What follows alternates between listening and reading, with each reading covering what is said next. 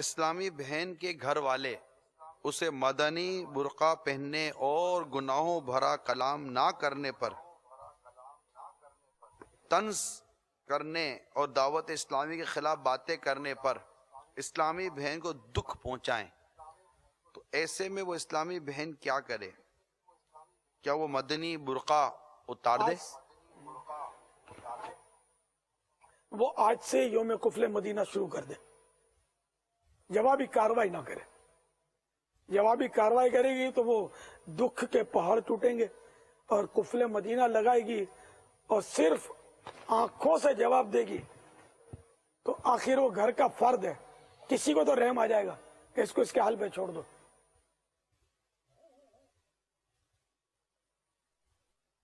البتہ مدنی برقع پہننا ظاہر ہے کہ یہ فرض واجب نہیں ہے، یہ ایک دعوت اسلامی کی طرف سے ایک دیا ہوا ہم کو کہ مدنی برقع، اصل مقصود جو ہے وہ شرعی پردہ، تو مدنی برقعے کے علاوہ بھی شرعی پردہ ممکن ہے۔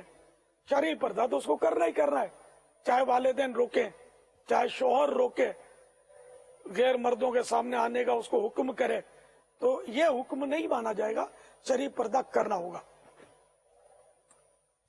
باقی اب گناہ بری باتوں یعنی کہ گناہ کرنے سے یہ رکتی ہے، مثلا گھر میں گناہ بھرا کوئی چینل چلتا ہے، ایسے موقع پر وہ دیکھتی نہیں ہے، یا غیبتیں ہو رہی ہوتی ہیں اور یہ اتنا سمجھتی ہے کہ یہ ہیں واقعی غیبتیں اور یہ اٹھ کر چلی جاتی ہے، تو ایسے کاموں میں اگر شرکت نہیں کرتی، یا مرد رشتہ دار آئے ہوئے ہیں، خاندان کے لوگ آتے ہیں، ان میں سب میں تقریباً پردہ ہوتا ہے، ہاں ماموں بھی رشتہ دار ہے، ماموں آئے ہوئے ہیں تو ماموں سے پردہ نہیں ہے، چچا تشریف لائے ہیں، تایا آئے ہوئے تو ان سے بھی پردہ نہیں ہے، لیکن ماموں زاد، چچا زاد، پھوپھی زاد، خالہ زاد، خالو، پھوپھا، بہنوئی، ان سب سے پردہ ہے۔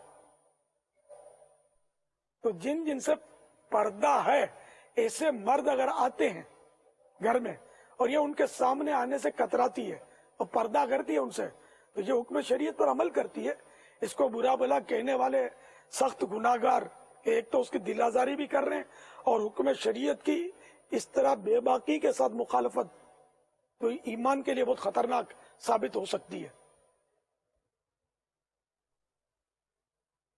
بہرحال وہ اسلامی بہن جو ہے اگر برقعے پر اس کے گھر میں ہنگامے ہو رہے ہیں مدنی برقعے پر، تو وہ دوسرے انداز پر شرعی پردہ کر سکتی ہے، تو اس کو ضرور کرنا چاہیے، کرنا ہی چاہیے، بھلے مدنی برقع نہ پہنے ایسی صورت میں، جب ان کا گھر والوں کا ذہن بن جائے تب پہنے، جبکہ وہ ستاتے ہیں اور گناہ بھرا ماحول بن جاتا ہے تو، ورنہ معمولی سی ممانعت جو ہوتی ہے نا تو اس پہ توجہ نہ دینے میں عافیت ہوتی ہے، ورنہ تو یہ پھر گھر والے انگلی دو تو ہاتھ پکڑ لیں گے، یہ بہت کچھ چھڑا دیں گے۔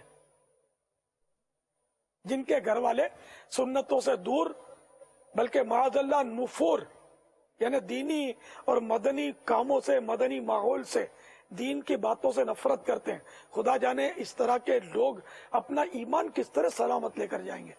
ایک تو ہوتا ہے نا کہ بندہ خود نیکی کرنے میں کوتاہی کرتا ہے، سستی کرتا ہے، دوسرا یہ کہ دوسرے کو نیکی سے روکتا ہے، یہ بہت خطرناک ہے، اور یہ ولید بن مغیرہ کی صفت ہے جو بڑا سخت کافر، قرآن کریم نے جس کی مذمت میں 10 باتیں بیان فرمائی، ان میں سے ایک بات یہ ہے مناع للخیر، اور بھلائی سے بڑا روکنے والا۔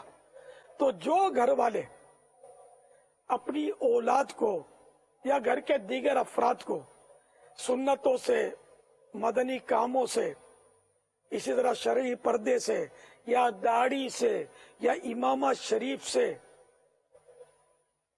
روکتے ہیں، دعوت اسلامی کے اجتماعات سے روکتے ہیں، مدنی قافلوں سے روکتے ہیں، اور صرف روکنے کی وجہ یہ ہے کہ یہ دیندار ہونا پسند نہیں کر رہے، تو یہ سب کے سب مناع للخیر میں داخل ہے۔ ولید بن مغیرہ جیسے سخت کافر والی اس صفت میں یہ بھی داخل ہیں کہ یہ بلائی سے روک رہے ہیں، نیکی سے روک رہے ہیں.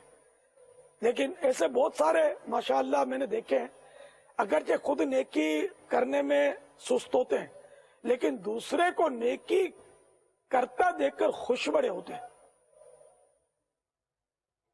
یہ منظر میں نے عراق ایئر ویز میں بہت پہلے دیکھا تھا.